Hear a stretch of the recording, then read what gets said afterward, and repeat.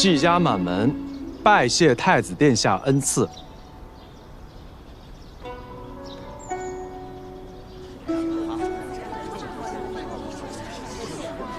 快快请起。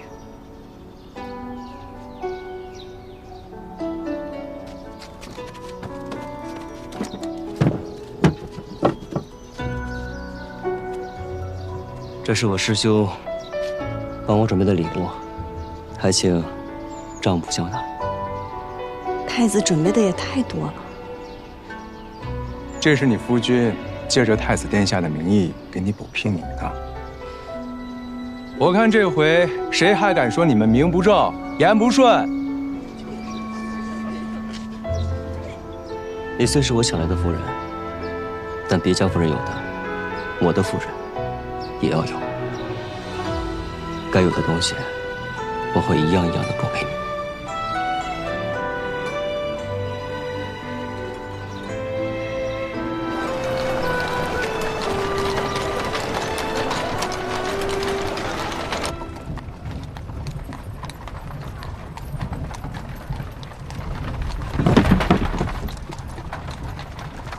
慢点儿。来，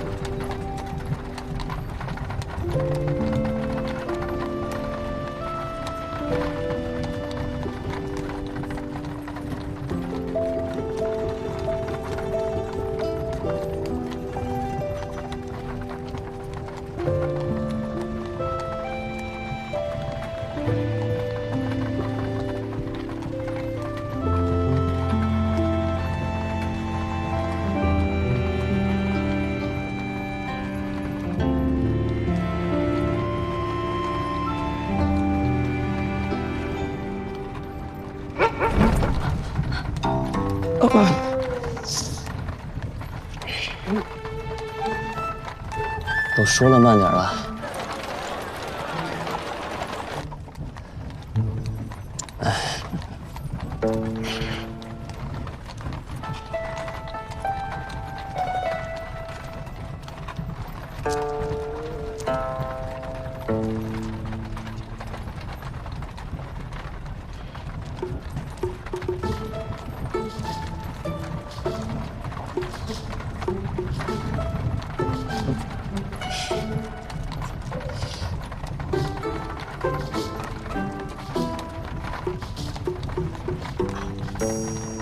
这是我阿娘和阿兄非要给我带的，都是我日常用的小物件儿，怕我在杨家用不惯。夫人如果还需要什么，就和我说，我去让人给你置办。哦，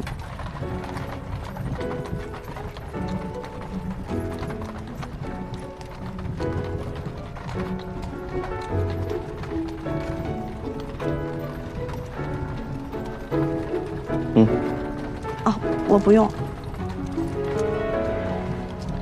可以再慢一些。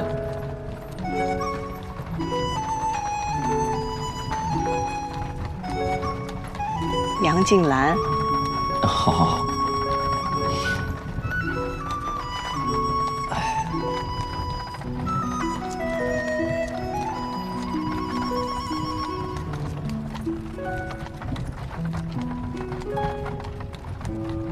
你看我干嘛呀？看你好看。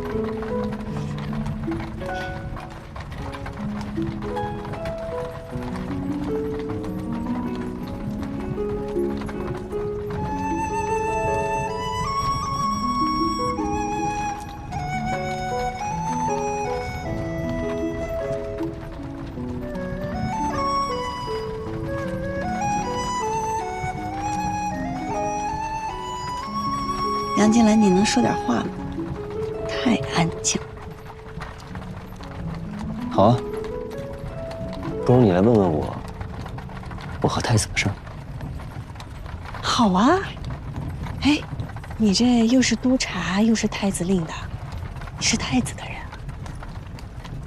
算是吧。什么叫算是吧？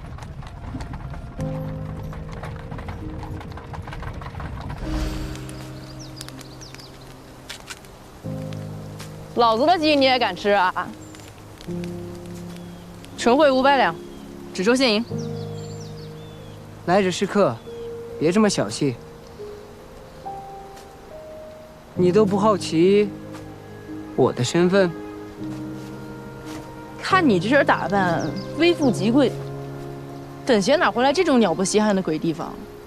定然是受那老头指使的。你可知，你口中的老头，曾是当朝太子的老师。原先不知，现在知道了。原来被老头祸害的不止我一个。近墨者黑，那太子得歪成什么样啊？谁？老师。老师？老头，你到底收了几个学生啊？老子这辈子就收了你们2个徒弟，尤其是你这小猢狲，已经够我受的了。老子哪还有精力收其他人呢？所以他是太子？叫师兄。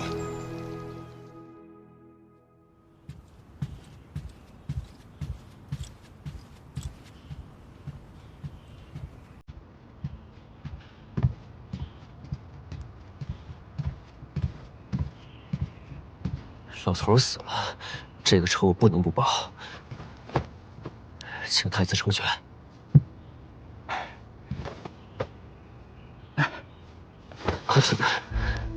我又何尝没想过为老师报仇？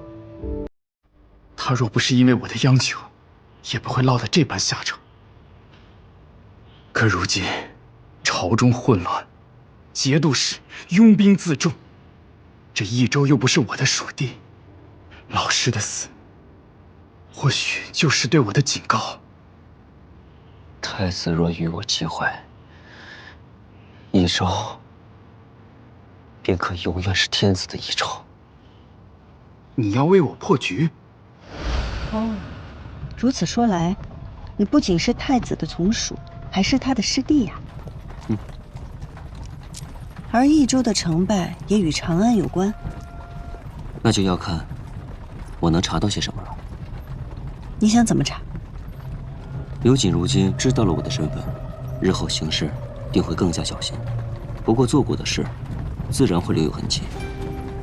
他既然已经知道了我查到了南诏，那他便不敢再轻易动这条线上的任何一个人，以免露出马脚。制造蜀锦的人是牛瑾，购买蜀锦的是南诏，那么运输蜀锦的会是谁？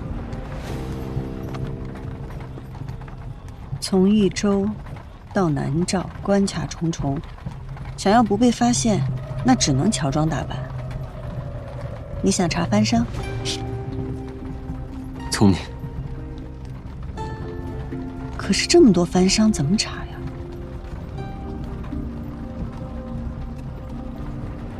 我想到一个人。我也想到了一个人，白胜。南诏白王。白王？盛丰泽。盛丰泽。白胜。他们会是同一个人吗？不可能啊！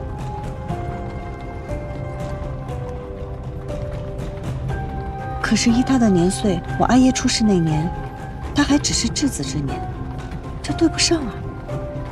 但是若他只是走私，他何须亲自千里迢迢来到益州？他后来接近我，又是要做什么？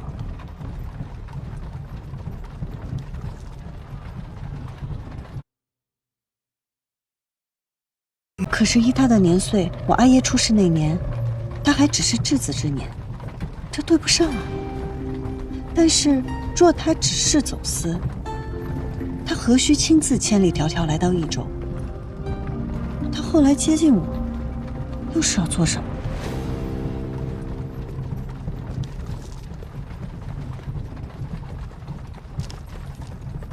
不用急，这些事呢，交给我去查，交给我去管。夫人，可还有更要紧的事情？什么？杨家的妖魔鬼怪，可不好对付着呢。夫人，你要小心了。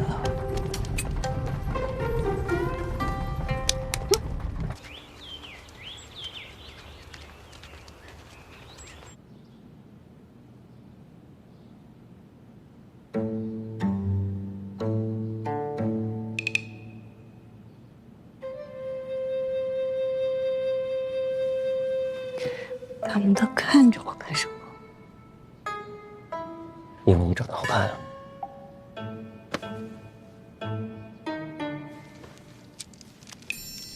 哎呀，这三郎，这是家宴。你当了这个督察之后，你这官威太大了啊！你连我们杨家家宴，那女眷是不能上台面，这条老规矩你都忘了？这便是你与督察说话的态度吗？哎呦呵，这是家宴，不是你警官府，这就是你跟长辈说话的态度啊！杨敬林，你是忘了小时候我怎么揍你的了吧？不是，你说话吃饭就吃饭，你别拿筷子指着我，今天。啊，行了，一家人就不能和和气气的吃顿饭吗？啊，三郎的媳妇刚嫁过来，咱们家饭桌上也不缺这副碗筷嘛。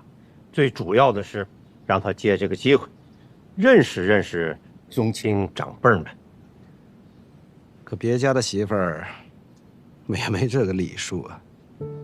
再者讲，三郎的媳妇儿嫁过来也不光彩，也没资格登这大雅之堂。哟，夫人，你看这筷子是什么迂腐老木头做的呀？怎么轻轻一放就断了？没事吧？啊，我去换一双筷子。哎，三郎说他吃好了，阿公阿家各位叔伯，我们就先告退了。茵茵，你先坐下。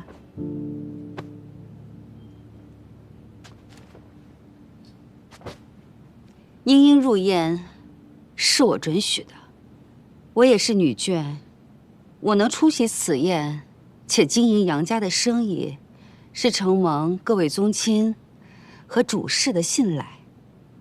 我请茵茵入宴，是因为茵茵亦不是寻常女子，不仅是飞花会的会长，日后也少不了经营我们杨家的生意，所以参加宗亲大宴是早晚的事儿，也没有什么可以值得说到的。哎，阿嫂，你这么一说，我就能懂了。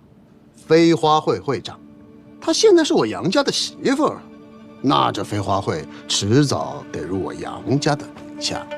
是呀，二爷，我说怎么好端端的叫着一起吃饭呢？原来是场鸿门宴啊！三郎，我还没说完呢。就算是杨家对我夫人有恩，也不该把我夫人的商会算作是嫁妆，这是人能干出来的事吗？你说谁呢？怎么说话呢？夫人别怕，谁敢让你不舒服，我就让他们更不舒服。我倒是想看看，我这新官上任的3把火会先烧到谁的身上。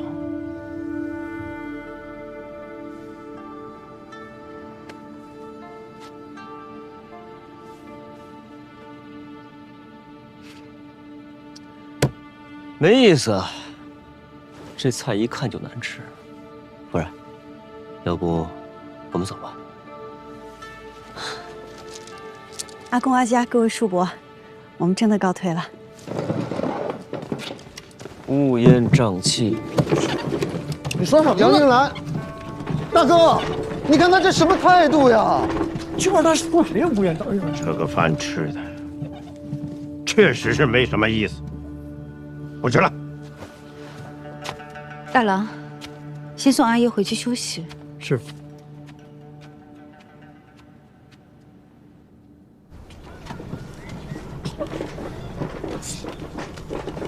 果然很难对付啊！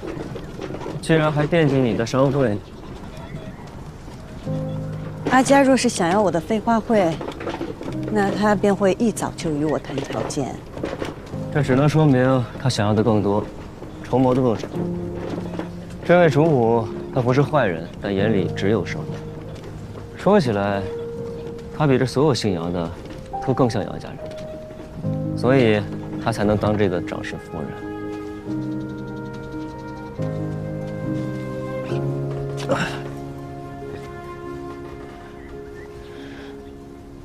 做生意最重要的是信誉，就算阿家有自己的筹谋，我相信他会与我公平交易的。可是这杨家是个大家族啊，哎，在家族里生存和做生意是一样的。一开始就给出最差的态度，这往后你稍有退步，他们就会觉得你体谅懂事。一开始你就给出最好的态度，稍有不慎，他们就会觉得你离经叛道，忘恩负义。你以前是不是吃过很多苦？有些教训只有摔了跤才能学会的。才没有，我知道这些是因为我聪明。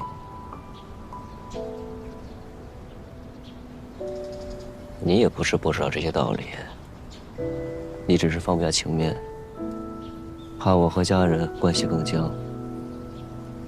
才没，我这是先礼后兵。嗯，我信。哎呀，饭也没吃成，肚子真有点饿。我也是。那要不然，我去给你做点吃的，你尝尝我的手艺。哎，我去给你做。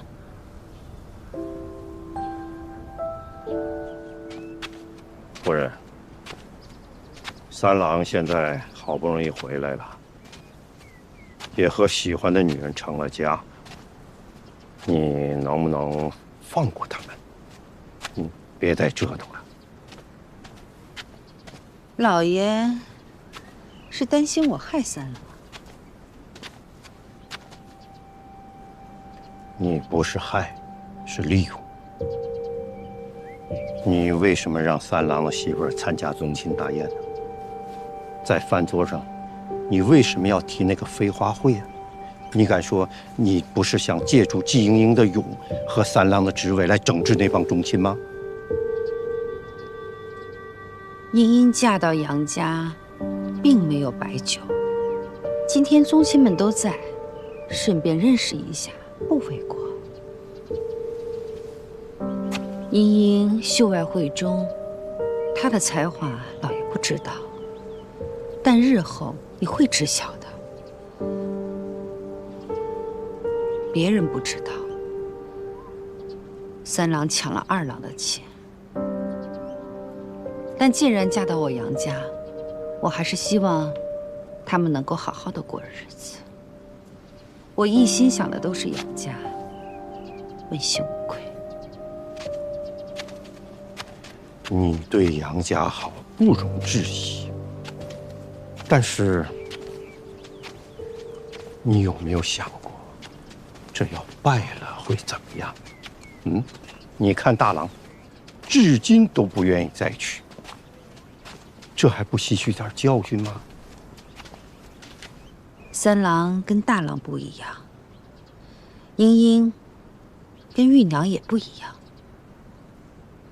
这两个相爱的人能不能在一起，不在于外面的阻力，而在于他们自己。两个人都相爱了，他们之间还会有什么阻力？相爱跟成婚那是两回事儿。相爱的人未必能够在一起，但像我跟老爷这样门当户对，相敬如宾，也许会相守一生。